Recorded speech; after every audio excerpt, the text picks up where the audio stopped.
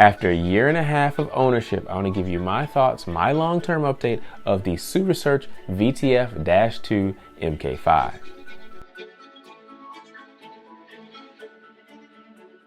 Before we begin this long-term review, I want to reach out to those of you who are new to the channel. Please hit that subscribe button and that notification bell so you can find out or be notified whenever we upload new content. On this channel, you'll find product reviews, long-term reviews like this, also commentary on industry things, and just general things dealing with home theater and watching movies, right? This is a home theater channel. So I'd appreciate it if you do that. And also check out those links in the description below our video. That way you can find out more about the products that we review.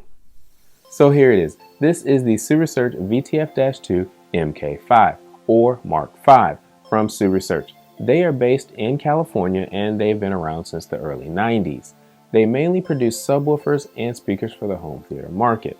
This subwoofer has a 12-inch front-firing driver with 2 ports along the bottom.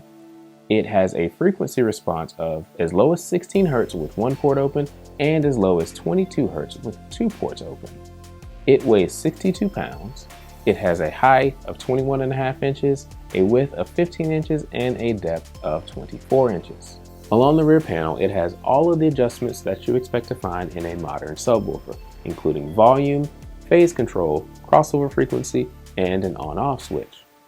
But it also has SuperSearch's VTF technology, or variable tuning frequency technology. This adds an additional 2 switches on the back, one for operating mode that adjusts the EQ, and the other that is called Q control, but it adjusts the damping frequencies inside the subwoofer. These 2 switches, along with the port plugs, allow you to tune this subwoofer in a manner in which you like, so you end up getting the sound that you're looking for out of your subwoofer. So this is how I like my VTF-2 to look with the grill on, but you can take the grill off by just pulling on the front of it. It's got these little nubs here on the front, and it pulls off. They go in these holes. So there you go, you see the front-facing 12-inch driver and those 2 ports. Now, obviously, like I said before, the 2 ports can be plugged with these 2 foam circles. You just put them in like that and like that. So let's move on. Let's talk about how this has fared over the past year and a half of my ownership. And the first question to ask is, has it been reliable? Have you had any issues? The answers are yes, it has been super reliable, and no, I have not had any issues whatsoever.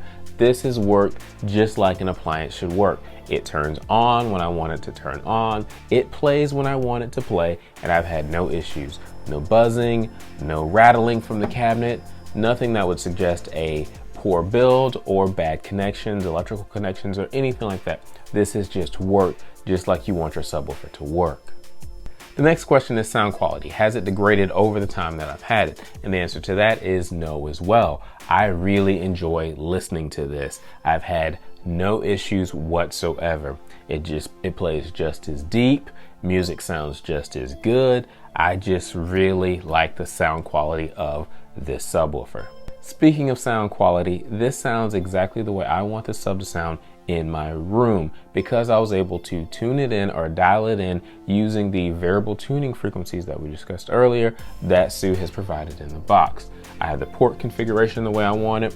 I've adjusted the Q settings or the damping settings, the EQ, the volume, the phase, crossover, all of those things to match my particular preferences for me. So I love the way this sounds.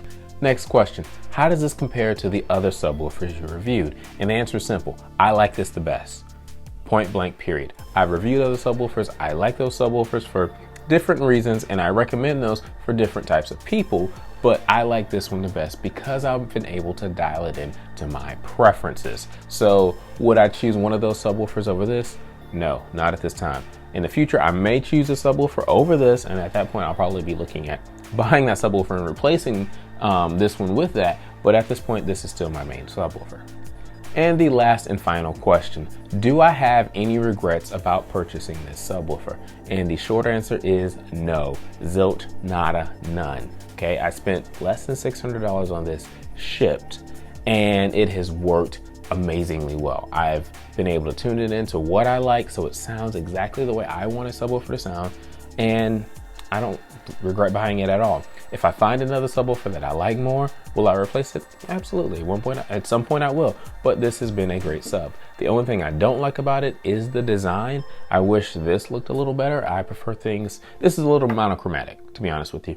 It's all black here. I prefer things that the cabinet is a different color from, let's say, the center of the subwoofer, like the clip's copper. I prefer that personally, right? But that is no reason in my mind to regret this purchase. I put the grill on it, it looks fine, it works. It does what I want it to do. I prefer function over form in that regard. I really like the way this sounds, so I really enjoy it. Thank you guys for watching. Please like, subscribe, comment, consider supporting us at Patreon or Amazon. We'll talk to you next time.